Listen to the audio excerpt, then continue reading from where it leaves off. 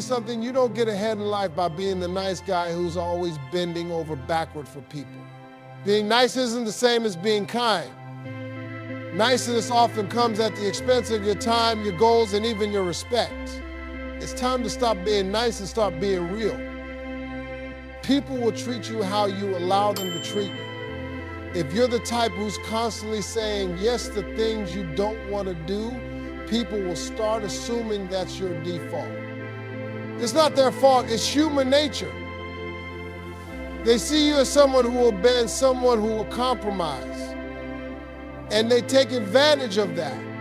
Standing up for yourself means putting a stop to that behavior. You have to teach people how to treat you. When you start setting boundaries, don't expect everyone to clap for you. Some will push back because they've gotten used to taking advantage of your niceness. That's fine. Let them push you, stand firm. Standing up for yourself isn't about being rude or confrontational. It's about showing respect for your own time, energy, and worth. Think of it this way: if you don't stand up for yourself, who will? The people who love you may want to protect you, but even they can't fight all your battles. At some point, you have to be your advocate. You have to look in the mirror and say, I deserve better than this. Being a pushover doesn't make you likable. It makes you invisible. People respect those who respect themselves. If you're always agreeable, always accommodating, people stop seeing you as an individual with needs and opinions. They see you as a utility, something they can use when convenient.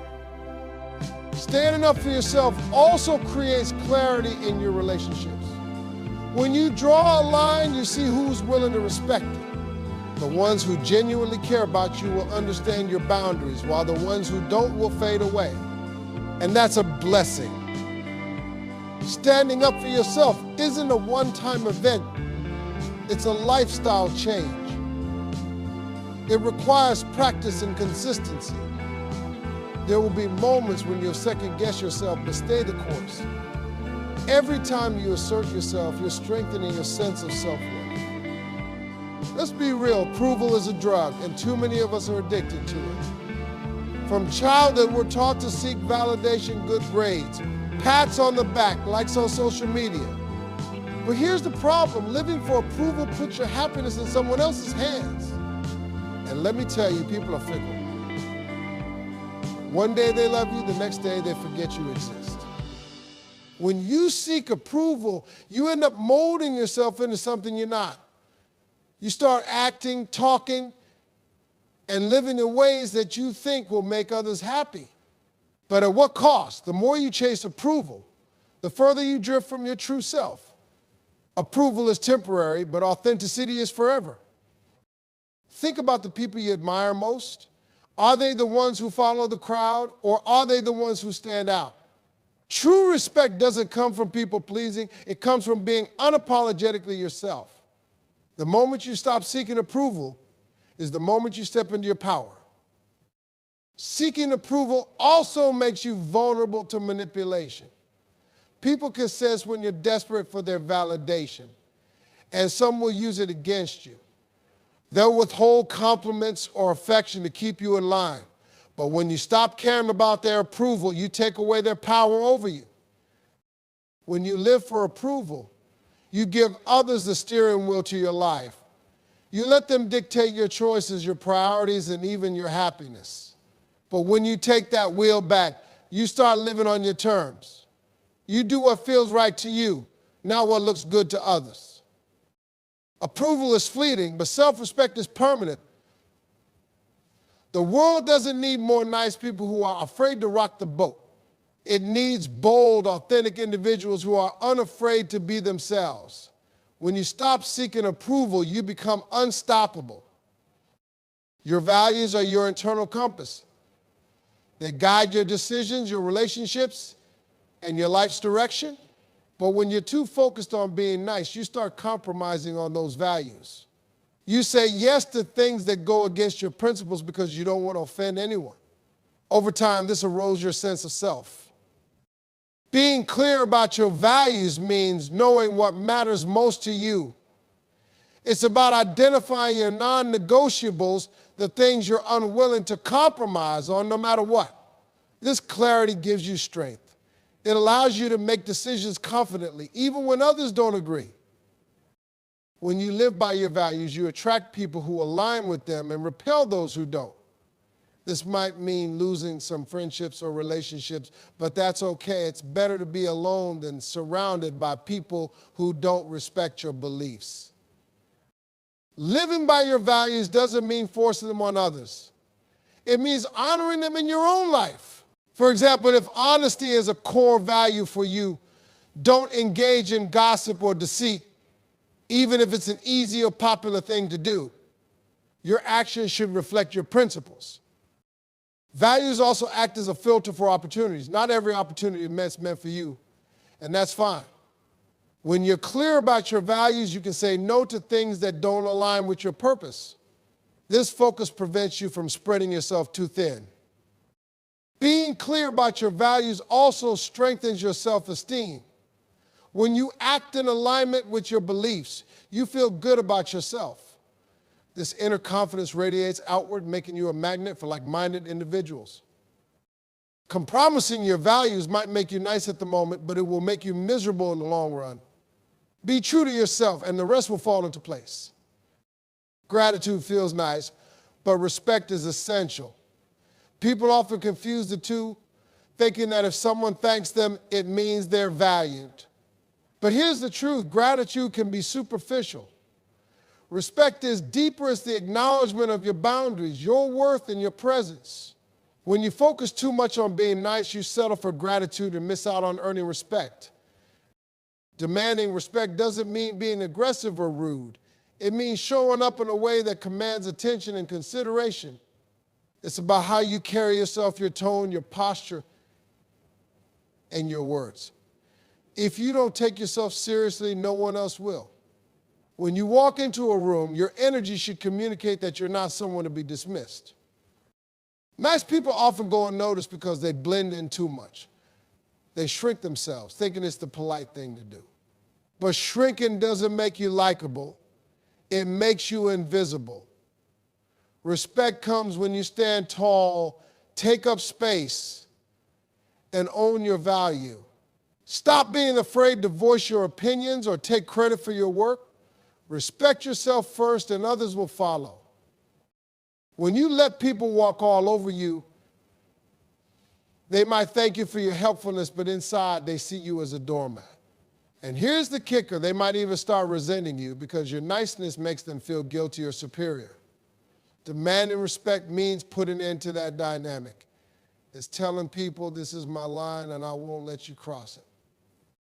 Respect isn't about how much you give to others. It's about how you treat yourself. If you're constantly overextending yourself to make others happy, you're sending a message that your time and energy are limitless and therefore cheap.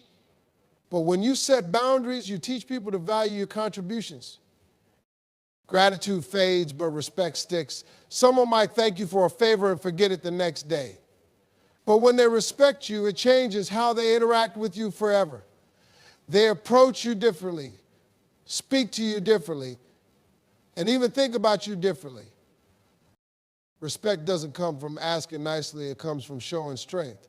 Stop chasing thank yous and start commanding respect.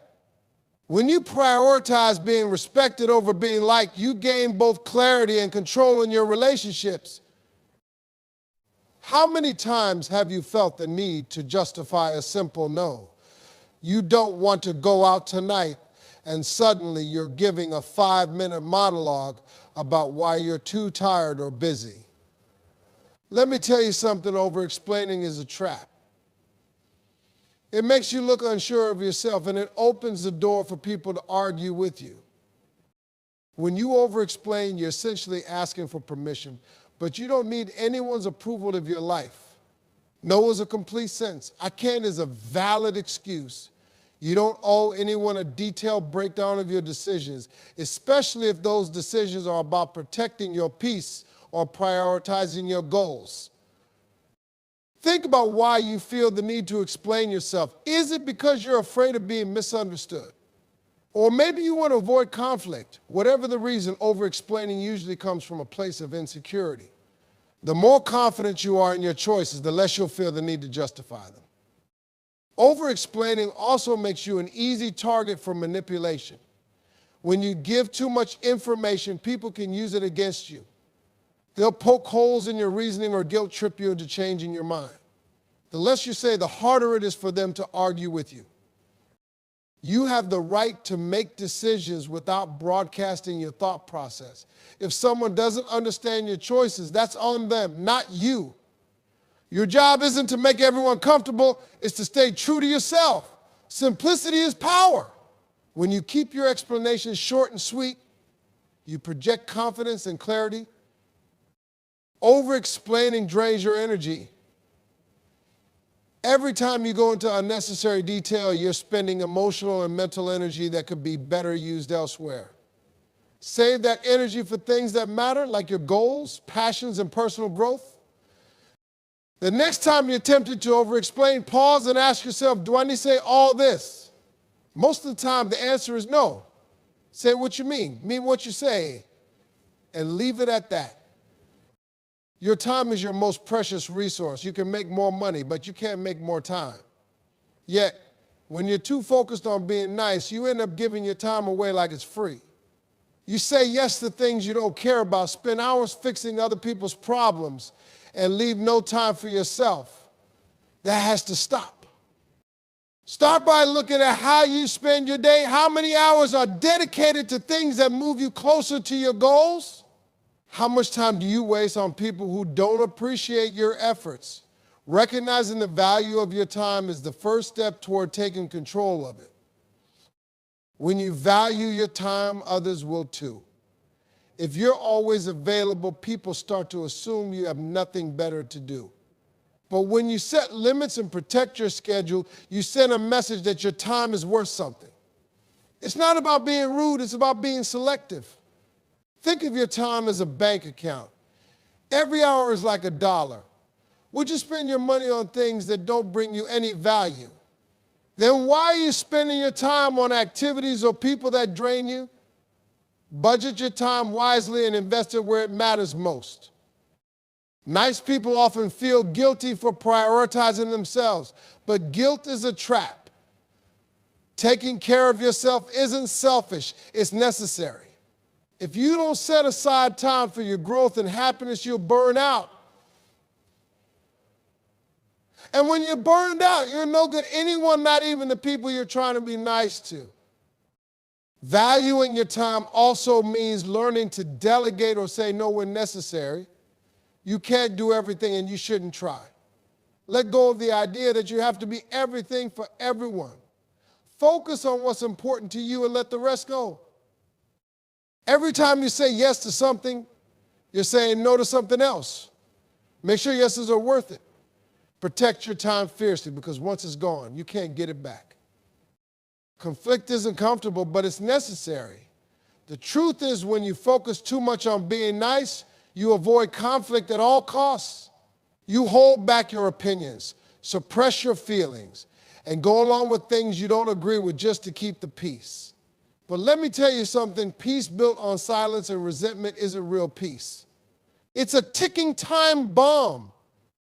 Healthy conflict is a sign of respect. When you're willing to address an issue, it shows that you value the relationship enough to have tough conversations. Ignoring problems doesn't make them go away, it just lets them fester. And over time, those small unresolved issues turn into big ones. Conflict doesn't have to mean yelling, arguing, or being disrespectful. It's about being honest, direct, and solution-oriented. Instead of avoiding confrontation, approach it with the mindset of fixing the problem, not attacking the person. When you address conflict constructively, you grow stronger as an individual and strengthen your relationships. Being nice often means being passive, but passivity can be damaging. It lets people cross your boundaries without consequences. And when you finally reach your breaking point, the explosion is bigger than it needed to be. Address issues early when they're small and manageable. Conflict teaches you about yourself and others. When you stand your ground, you learn what you're willing to fight for and what you're willing to let go. You also see how the other person reacts under pressure. Some relationships thrive in the face of conflict, while others fall apart, and that's okay.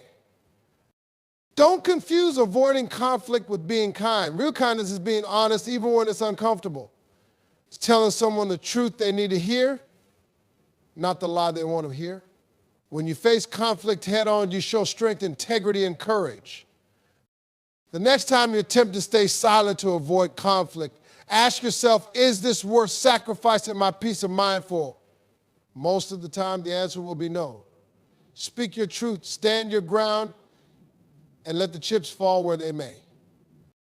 No is one of the most powerful words in your vocabulary, but it's also one of the hardest to say. Nice people struggle with this because they don't want to disappoint anyone. They think saying no makes them selfish or unkind. But here's the truth, saying yes to everything isn't kindness, it's self-neglect. Saying no isn't about being mean, it's about being honest. When you agree to something you don't want to do, you're not doing anyone a favor. Your resentment will show, even if you try to hide it. A half-hearted yes is far worse than an honest no. When you say no, you're creating space for what truly matters. Every time you say yes to something that drains you, you're saying no to something that could uplift you. Prioritize your time, energy, and mental health over other people's temporary satisfaction. Saying no also builds respect. People may not like it at first, but they'll appreciate your honesty in the long run. It sets a precedent that your time and energy are valuable, which makes others think twice before making unreasonable demands. If guilt creeps in when you say no, remind yourself of this: you can't pour from an empty cup. You can't be everything to everyone. The more you overextend yourself, the less you have to give to the people and causes that truly matter to you. Practice saying no without over-explaining. A simple "I can't right now" or "that doesn't work for me" is enough. You don't owe anyone a detailed explanation. The more you practice, the easier it gets, and the less guilt you'll feel. Remember, every time you say no to something that doesn't serve you, you're saying yes to yourself. And that's the kind of self-love and respect that will carry you far in life. Have you ever noticed how often nice people say sorry? Sorry for bothering you. Sorry I didn't respond sooner.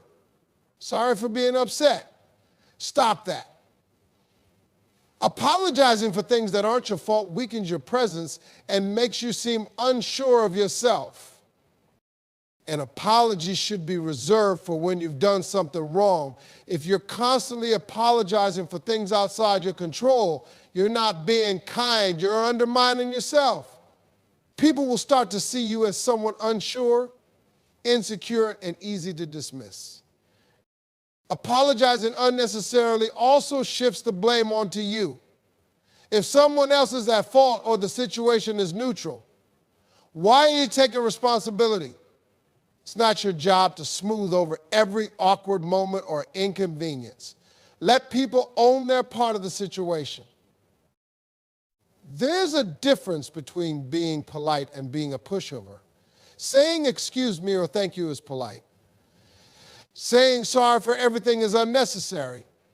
Replace those apologies with confidence. Instead of "sorry for the delay," say "thank you for your patience." See the difference? Apologizing less doesn't make you rude, it makes you assertive. It shows that you value yourself enough not to diminish your presence with constant excuses.